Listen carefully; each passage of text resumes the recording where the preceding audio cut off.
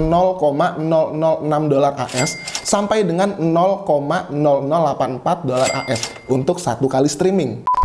Buat musisi indie, apalagi yang baru mulai, gue paham banget nggak semudah itu cari panggungan gitu. Nggak semudah itu dapat tawaran manggung gitu.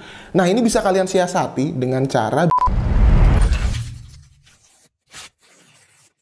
What's up internet, nama gue Kerry Astina. So ya, seperti judul yang ada di bawah video ini, gue bakal bahas musisi indie dapat uang dari mana sih selain manggung. Ini versi gue, ini versi pengalaman gue pribadi. Buat penonton baru yang mungkin belum tahu, setahun kebelakangan ini gue lagi sibuk sama band gue yang namanya Anarcute. Anarcute adalah band yang masih indie alias independen atau belum bekerja sama dengan record label manapun. Paling kita baru ada manajemen aja sih. Nah, jadi buat kalian yang mau berkarya nih sebagai musisi indie, berikut adalah 10 pendapatan yang bisa kalian dapatin sebagai musisi indie selain manggung. Yang pertama, digital streaming platform. Di zaman yang serba canggih kayak gini, penting banget buat musisi indie buat ngupload karya-karyanya di DSP atau digital streaming platform kayak Spotify, Joox, Resso, iTunes, Apple Music, TikTok, dan yang lain-lain. Dikutip dari cekaja.com, Spotify ngasih ke musisi tuh royalti sebesar $0,006 AS sampai dengan $0,0084 AS untuk satu kali streaming. Itu berarti semakin banyak lagu lu diputar, semakin banyak uang yang lu hasilkan. Itu baru Spotify, belum digital platform lain. Yang kedua, merchandise. Merchandise adalah salah satu juru selamat bagi musisi dan salah satu bentuk support dari fans ke musisi. Nggak jarang musisi ngebayar biaya rekaman atau bahkan syuting video klip nih pakai hasil dari merchandise. Dan akhirnya fans pun bisa terus menikmati karya-karya si musisi indie tersebut karena si musisi indie tersebut bisa jadi produktif karena hasil dari merchandise. Simbiosis mutualisme. Nggak cuman itu, merchandise juga bisa jadi identitas diri sebagai fans, sebagai pendengar musik, sebagai penikmat musik gitu. Kayak ngasih tahu ke orang nih, gue dengerin band ini loh gitu, gue suka sama band ini loh, gue suka sama musisi ini loh, kayak gitu loh. Tapi banyak juga orang yang beli merchandise nih karena suka tampilannya aja, karena suka desainnya aja gitu. Dan itu menurut gue pribadi nggak masalah gitu. Yang penting dengan lu membeli produk asli aja itu lu udah support si musisi indie tersebut gitu. Kalau bisa kalian bikin merchandise-nya nih yang limited gitu. Jadi si fans bangga bisa dapat, si musisi senang kejualannya cepat. Yang ketiga, album fisik.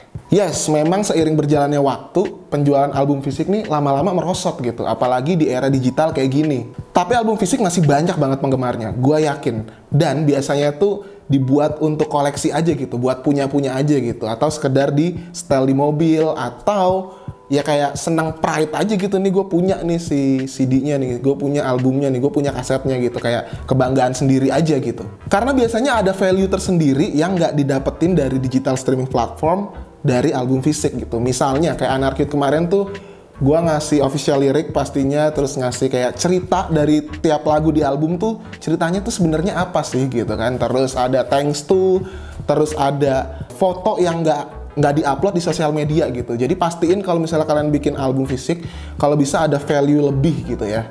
Album fisik juga bisa dibundling dengan merchandise, dijual sepaket. Contohnya yang biasa bikin tuh Endang Sukamti, dibikin box set, itu bisa juga. Yang keempat, bikin showcase sendiri.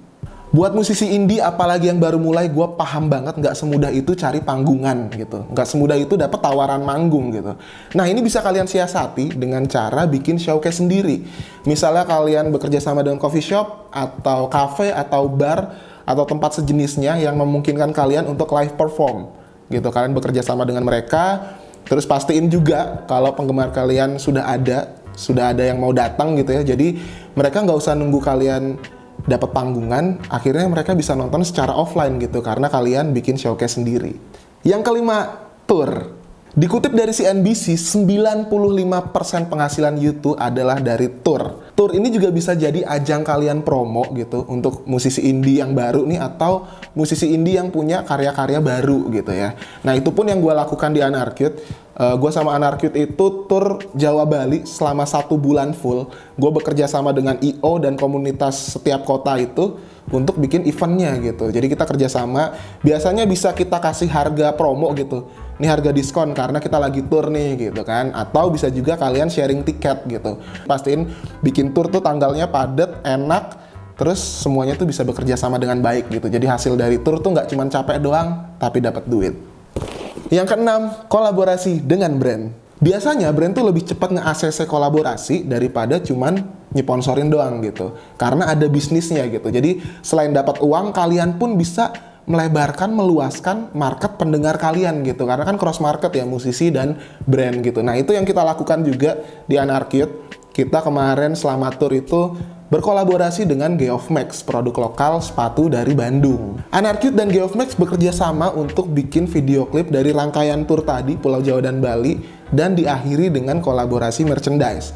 Tentunya musisi indie akan dapat royalti dari setiap penjualan produk merchandise. Yang ketujuh, royalti.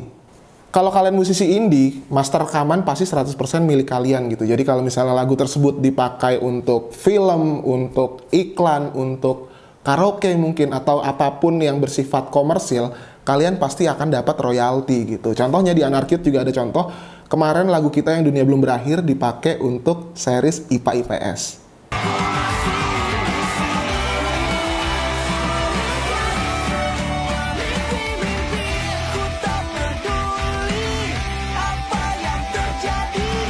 Yang kedelapan, konten. Di era digital ini konten bisa jadi penghasilan tambahan untuk semua masyarakat gitu ya, semua orang gitu, tak terkecuali musisi indie gitu. Jadi bisa juga nih kalian bikin konten vlog atau konten bedah lirik atau mungkin podcast atau apapun yang bisa di AdSense-kan gitu ya.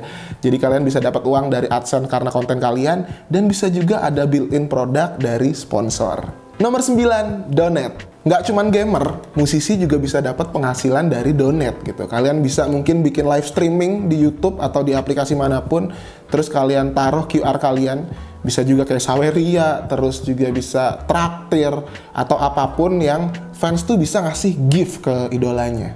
Nomor 10 yang terakhir, NFT. Seperti yang gue bilang tadi, zaman semakin berkembang gitu ya. Salah satu buktinya adalah hadirnya NFT. Nah, banyak banget nih musisi yang ngejual karya-karyanya di NFT gitu. Kalau Indo mungkin ada The Sigit, ada Moka setahu gue, terus ada Rocket Rockers yang baru-baru ini aja ngerilis NFT juga. Dan masih banyak lainnya gitu. Jadi nggak ada salahnya buat nyoba, biar nggak ketinggalan update. Nah, itu dia tadi 10 penghasilan yang bisa lo dapetin sebagai musisi indie gitu. Coba komen di bawah, kira-kira apa lagi sih? Mungkin endorse di Instagram atau apapun, komen di bawah. OnlyFans kan? OnlyFans? Ya. Bisa sih. Thank you udah nonton video ini. Kalian bisa support gue dengan cara beli brand gue, kirim donate, atau join membership. Semua linknya ada di deskripsi ya. Arigato, Ari Untung.